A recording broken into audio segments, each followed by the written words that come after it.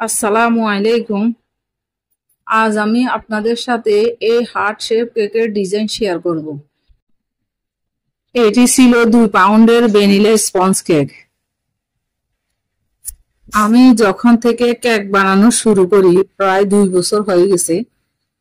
এত কেক বানানোর পরও আমার কাছে এই কেকটা অনেক স্পেশাল একটা কেক। আমার কাছে এই কেকটা বিশেষ কেক এই কারণে, এটা যে কাস্টমার অর্ডার করে এটা ছিল একটা স্টুডেন্ট, 10-12 বছরের স্টুডেন্ট। মা বাবাকে সারপ্রাইজ দিবে এই জন্য সে মা বাবার কাছ থেকে টাকা নেয়নি, নিজের টিফিনের টাকা জমিয়েছে, ও টাকা দিয়ে এই কেকটা অর্ডার করে। যখন টাকা নিয়ে আমার সাথে কথা হয় তখন বলল আমি এত টাকা দিতে পারবো, এটা আমার আব্বু আম্মু জানে না। তখন আমি আর দাম নিয়ে কিছুই বলি নাই, বললাম ঠিক আছে তুমি যা পারবা তা দিবা। খুশির দিনে মা বাবাকে আরো খুশি করানোর জন্য ছেলের জমানো টাকা দিয়ে এই কেকটা অর্ডার করেছে। ছোট একটা ছেলে হয়ে মা বাবার প্রতি যে এতটুকু খেয়াল রেখেছে, আমি মনে করি এটাই অনেক কিছু। কেকটা বানাচ্ছি আর এখন ভাবতেছি ওর মা বাবার সামনে যখন কেকটা নিয়ে হাজির করবে তখন জানি না আর মা বাবার কাছে কেমন খুশি লাগবে। অথচ সে ছোট্ট একটা ছেলে, মানে মন চাইতেছে আমি যেন ওইখানে গিয়ে ওদের খুশিটা দেখি। আসলে মন চাইলে তো আর সবকিছু পারা যায় না। আমি মনে করি সকল সন্তানের উচিত বাবা মায়ের ছোটখাটো অনেক বিশেষ দিন আছে যেগুলোতে সন্তানেরা নিজেরাই অংশগ্রহণ করে মা বাবাকে খুশি করার।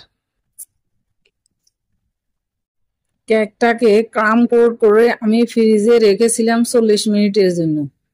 এরপর বের করে পাইপিং ব্যাগের মাথা কেটে তার মধ্যে ক্রিম নিয়ে আমি এখন কেকটাকে কাভার করে নিয়েছি। এরপর স্ক্রাপার দিয়ে আমি কেকটাকে প্রথমে সাইডে ফিনিশিং আনবো, এরপর এখন আমি উপরে ফিনিশিং আনতেছি। ফিনিশিং আনার সময় একটু ধৈর্য ধরে ফিনিশিং আনতে হয়। এখানে আমি 1M নজেল দিয়ে এই কেকের সাইডের উপরে ডিজাইনটা করতেছি।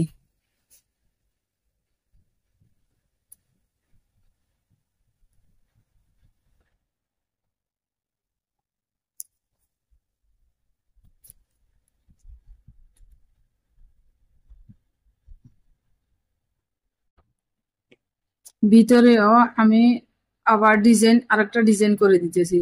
1M দিয়ে প্রথমে যে ডিজাইনটা করেছি ভিতরেও একই ডিজাইন, তবে 1M একদম ছোট নজল যেটা ওইটা দিয়ে করতেছি। পাইপিং ব্যাগে হুইপ ক্রিম নিয়ে আমি একটা শলা দিয়ে ভিতরে লাল কালার দিয়ে দিয়েছি, এর জন্য সাদা এবং লাল মিশ্রণে এই ডিজাইনটা হয়েছে। কেকের নিচের বর্ডারটাও আমি দিয়ে দিতেছি একদম 1M নজল ছোট যেটা এটা দিয়ে।